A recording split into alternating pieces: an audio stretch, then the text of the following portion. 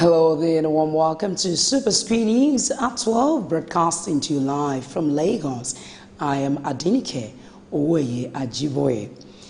As President Muhammadu Buhari embarks on a medical trip to the United Kingdom, UK, the People's Democratic Party, PDP, has condemned him, saying he is unfit to continue in office. The National Publicity Secretary of the party, Kola Ologbodion, who disclosed this in Abuja, said President Muhammadu Buhari's admission is coming after intense public pressure. He, however, expressed the disappointment that the president and his handlers had chosen to shroud the issue of his persistent illness in secrecy, maintaining that such an act is unworthy of a government that prides itself on claims of transparency and integrity. The PDP Publicity Secretary also condemned the president for embarking on medical tourism abroad, saying his administration has completely refused to address the poor state of health sector in Nigeria. And our President Muhammadu Buhari has written the Senate requesting for the screening and confirmation of Festus Keyamo and 6 other members of the board of the Nigeria Deposit Insurance. This was contained in executive communication read by Senate President Bukola Saraki during Tuesday's plenary. Dear distinguished Senate President, request for confirmation of appointment of chairman and members of the governing board of the Nigerian Deposit Insurance Corporation.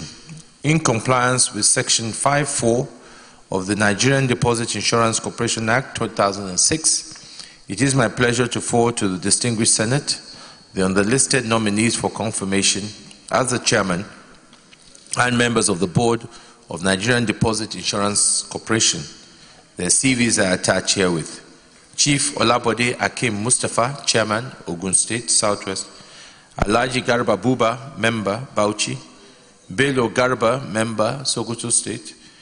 Brigadier General Joseph O.J. Okalogu, Member, Enugu.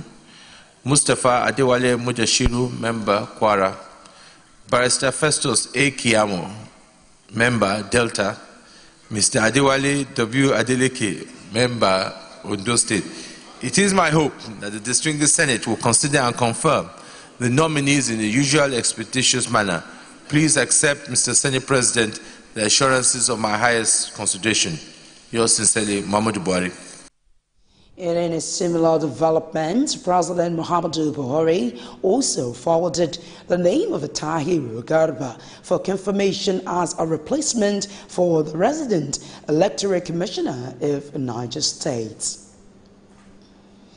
And our Vice President, Yemi Osinbajo, says Nigeria has recovered about 7.8 billion naira, and $378 million and 27,800 pounds through the whistleblowers policy launched by President Muhammadu Buhari in December 2016. Osinbajo, who spoke at the opening of the Open Government Partnership OGP week holding at the Nigeria Air Force Headquarters, Abuja, said the Presidential Initiative on Continuous Audit, PICA, which oversees the whistleblowers policy in the Ministry of Finance, has helped the government to save over 200 billion naira by eliminating ghost workers. What our experience with the OGP in Nigeria has proved is that it is possible to build a coalition of like-minded reformers drawn from government and non-state actors. In addition to joining the OGP and developing a National Action Plan in 2016, the federal government also established a Presidential Initiative on Continuous Audit, PICA, housed in the Federal Ministry of Finance, to clean up the federal payroll and pension system across all the ministries, departments, and agencies. PICA's work in this regard has helped the federal government save more than 200 billion naira by eliminating ghost workers. Like the TSA, we're also aggressively expanding the rollout of the Government Integrated Payroll and Personal Information System, IPIS, to ensure that the loopholes that enable payroll fraud are permanently blocked. PICA also oversees the whistleblowing program, which we launched in December 2016. That program has seen recoveries of 7.8 billion naira, $378 million, and 27,800 pounds sterling as of March 2018. On its part, Minister of Justice Abubakar Malami emphasized the need for the federal government to partner private sector in the aim of diversifying and improving the economy of Nigeria.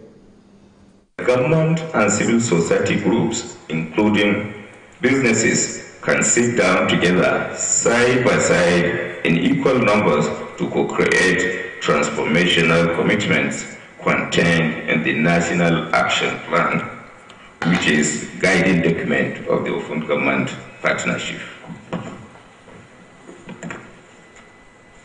I am pleased to inform you all that Nigeria's National Action Plan came about after a robust consultative process between civil society groups and government.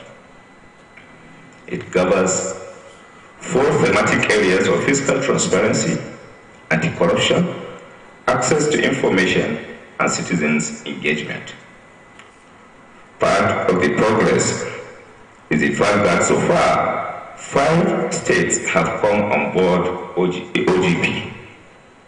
These include Kaduna, Kano, Anambra, Ebonyi, and Niger.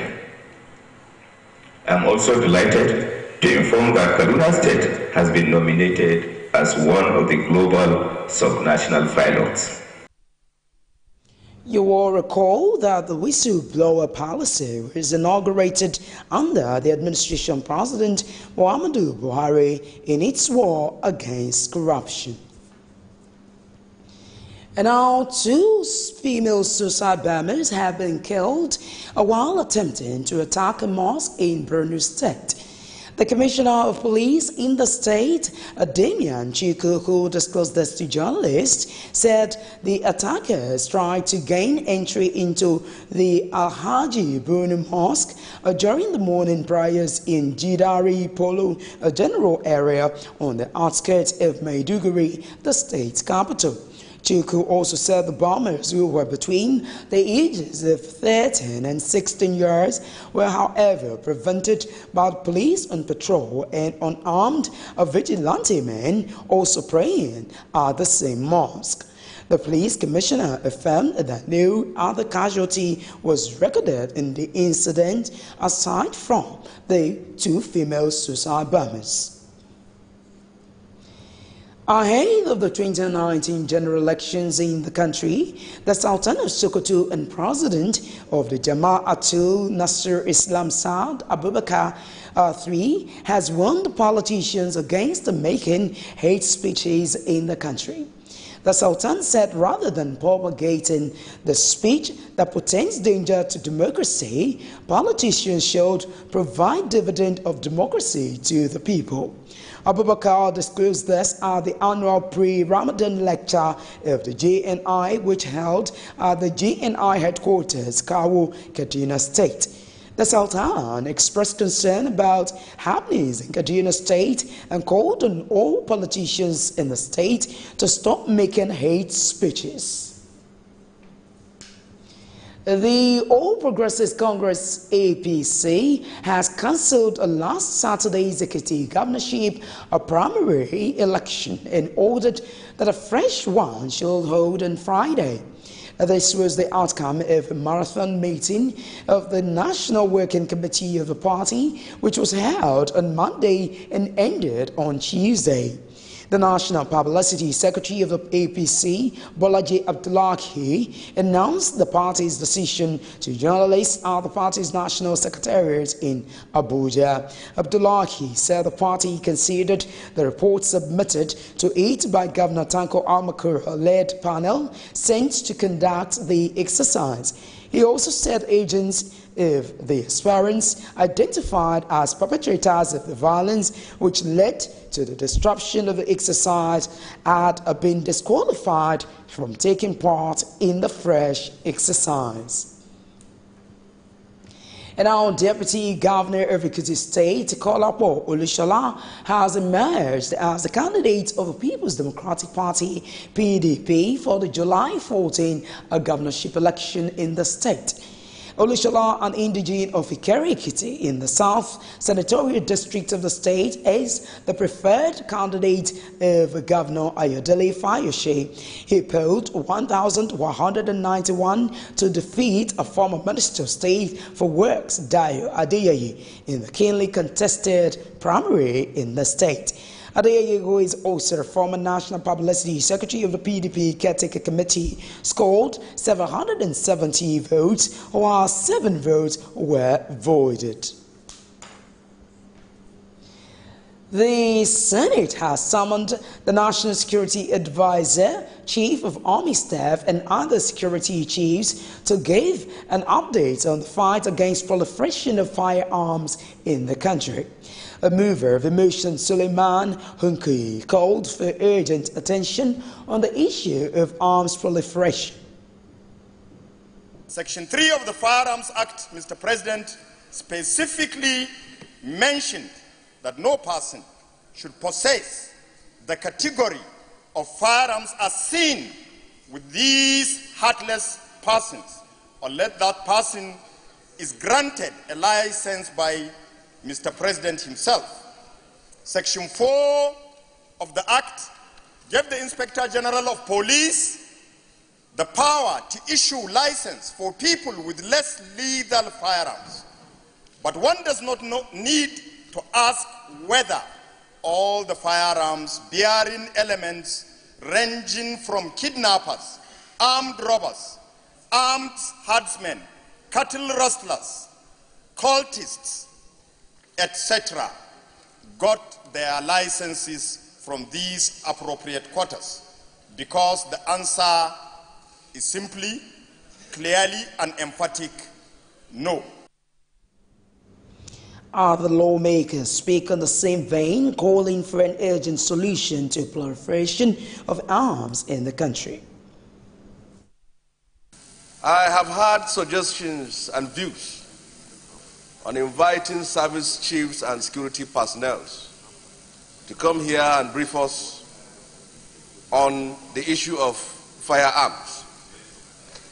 But no matter how many of them we invite here, the central issue is that the political class are complicit in the proliferation of arms in Nigeria.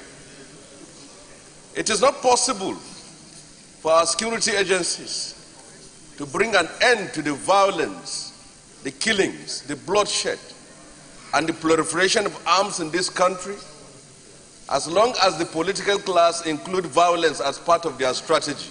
The problem in this country is our inability to enforce our laws. The law is there.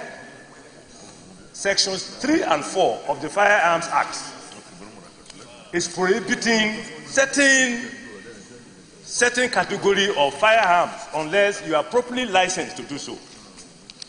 But in our society, we will wait for a presidential order or IG directing before police officers will do their job. And therefore, we have this accumulated proliferation of firearms all over the entire country. And therefore, we are all endangered species. The rate of killings, the inadequate and poor response by the security agencies to address this. And as we say, how easy it is now for individuals to be armed, the way individuals are carrying AK-47 as if they're just carrying an accessory. So what do we do? And I think in going to the prayers, I'd like us to say, what do we do? How do we assess, how can we stop this proliferation, or how easy it is for some of our fellow citizens who have been able to get access to arms so easily? What can we do about it? Worthy of note is that the Inspector General of Police, the Director General of the Department of State Services, and the Controller General of Customs are included in the list of security chiefs summoned by the Senate. You're still watching Superscreen's midday news. We'll take a short break here, and when we return, we'll bring you business news. Just stay. Before they come, they're supposed to, give us some information, notice, at least maybe a week or so. There was nothing like that. Hunger is everywhere in Nigeria. People are dying every day, but Nigeria government are keeping quiet. Housemen are killing people. Why? It's not what we expected because of these old men that are leading us, and you people know, you are aware that these people are not the right people to lead us. These kind of people that are leading us here are people of black mind. They just care about themselves and their family. You are fighting my village. Let me use if I call it useless, I'm not a mistake. The other place where they build a shop, call it plaza. Say each shop there 4 million naira. So I don't have the money, so I have to leave. If you plan to get a tribal mark, it takes a lot of pain, but after some time, you enjoy it. No, we experience hold up now during the construction time. Then after some time, we start enjoying it. The way they are doing the construction is too slow. It's too slow. The construction is too slow. They should stop the construction and make sure people go into their businesses and do their businesses.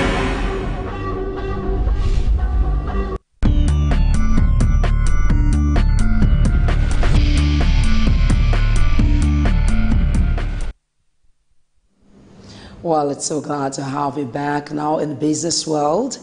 President of the Senate, Bukola Saraki, has urged the international oil companies, IOCs, and members of the oil producers trade section operating in Nigeria not to induce lawmakers during the consideration and passage of the fiscal and host communities bills.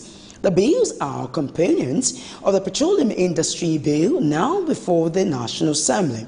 Saraki said the leadership of the 8th National Assembly had made it clear to all members involved in the process to leave above board. He called on the leadership of the IOCs and OPTS to report any lawmaker who seeks any personal favor when the process of passing the bills commences this month. The coordinator of the National Youth Service Corps, NYSC, in Osun State, Emmanuel Atta, says the federal government has made plans for corps members with good business ideas to get loans of between 200,000 naira and 2 million naira to start their businesses after the service year. The coordinator disclosed this during the Skill Acquisition and Entrepreneur Development Inter-Platoon Competition and Exhibition of the NYSC Orientation Camp in Ede, Osun State on Tuesday. Atta said the loan, which will be given in collaboration with the Bank of Industry, BOI, the Central Bank of Nigeria, CBN, and Small and Medium Enterprises Development Agency of Nigeria, would be made available to corps members after they might have undergone skill acquisition and entrepreneurial development programs. The National Information Technology Development Agency, NITDA, says the country spent about $2 billion, equivalent of 611.5 billion naira at the official exchange rate of 305.75 naira to a dollar on information technology projects annually. The agency also said it has saved over 6 billion naira for the federal government through its advisory role in the last 1 year, adding that the agency had always strived to correct the errors in its projects. The Director General NITDA, Isa Pantani, discussed this at a stakeholders workshop on information technology projects clearance guidelines and portal in Abuja. He said some of the IT projects in the country failed due to poor conceptualization in planning. And now, as the federal government diversifies the economy, some experts are advocating solar energy as the best alternative to electricity supply in Nigeria. These electrical engineers from Europe disclosed this to journalists at a forum to enlighten the public on the importance of solar energy and the need for Nigerians to embrace it. Many African countries, and Nigeria is more industrialized than most, suffer from power cuts, suffer from having not ability to distribute the power. Battery storage, you know, when you have solar, a lot of people have said, well, we have solar, but it not sunny every day. So we've just had a load of rainstorms, your grid's gone down a little bit. So what battery storage does, it takes in the sunny days the batteries and releases it. So now battery and solar can be reliable and consistent and deliver a lower price than electricity from fossil fuels. Over the last 10 years, the cost of solar panels have come down by 90% and batteries have come down by 90% as well. These batteries last 20 years, 10 years. That, on the industrial scale, we're talking about even the one for the small domestic off-grid, minimum 3 years warranty.